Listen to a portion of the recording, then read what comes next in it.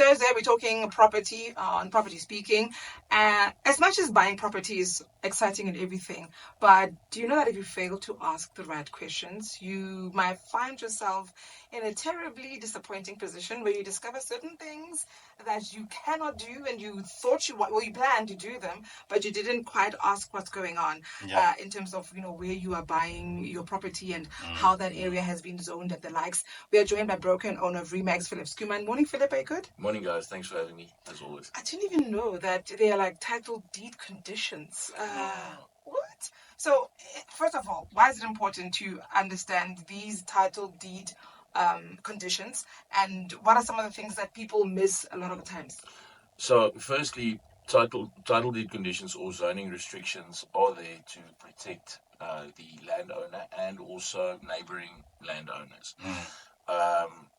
Sometimes people might want to open something next to you that might not be. Let's use student accommodation, which is rife now at this stage. Everyone's opening illegal student accommodation communes. I had a client 2 days ago called me about opening storage units in a residential area. Oh, sure. Yeah, so then secondly, it's very important to differentiate that there are municipal regulations and title deed conditions. These two both can dictate what zoning is to be used for. And it's important to remember that title deed conditions supersede municipal regulations. Let me use an example. A well-known property in town is burned down a couple of times. Ours is large. Okay? Yes. On the way to Monkweg. So that property is zoned for, on the title deed, a garage, a filling station, fruit and veg, a flower shop, and there's something else I can't remember. But the municipality doesn't approve it. Okay. So you see what I'm trying to say. Now these two are municipal regulation and the title deed conditions are at loggerheads. For example, so the title deed, you mentioned all those pointers, right? Then with the municipality, what would be the issue? So the municipality might not want to build an on-ramp. They might feel that it would be a traffic problem. Okay. But should you go to court with this, the title deed will win. So it supersedes. Yes. So the municipality will have to acquiesce to that request in some sort of way. Not 100% sure how this will play out. It's a bit of a palaver.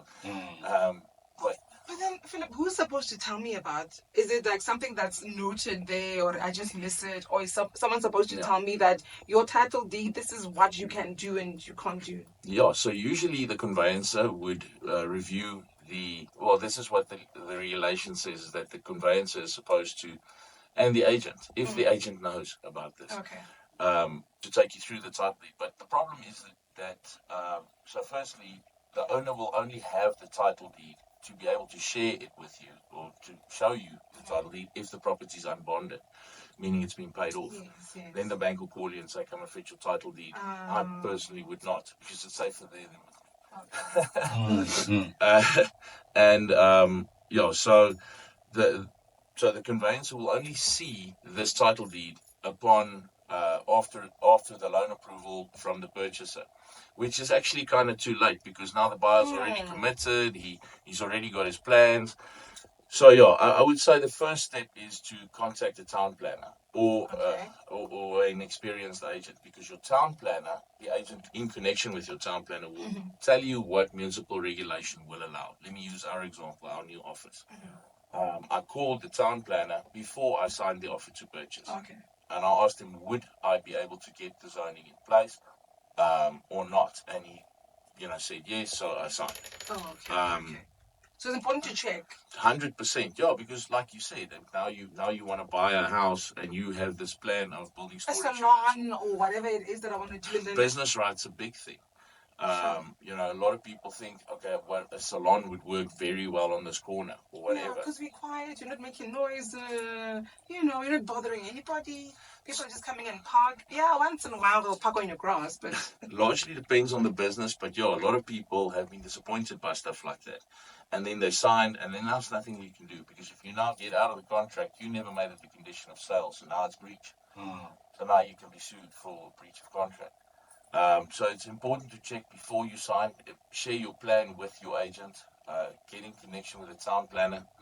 But now, some properties you are asking, what do we find regularly? Agricultural plots and farms.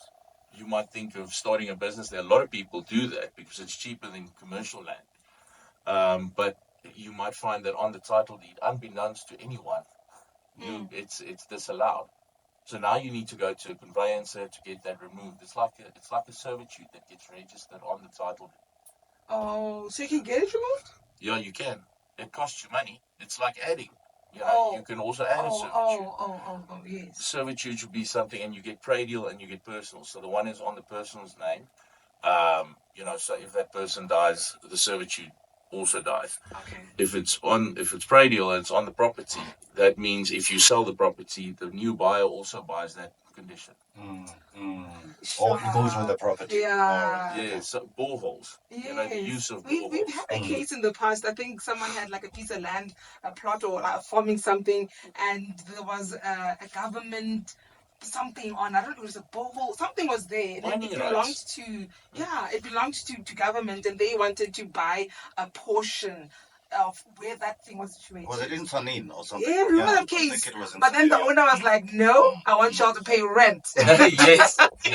So that was quite interesting. So yeah, a lot of businesses want to do, on plots and farms, and you need to check what it's zoned for. And then if it's zoned for something like that, or these mining rights could be registered on the plot or the farm. And you can add or remove this, but you would need to go through the conveyancer. Firstly, town plan to see what will be allowed by municipal regulations, so you're not at loggerheads with them.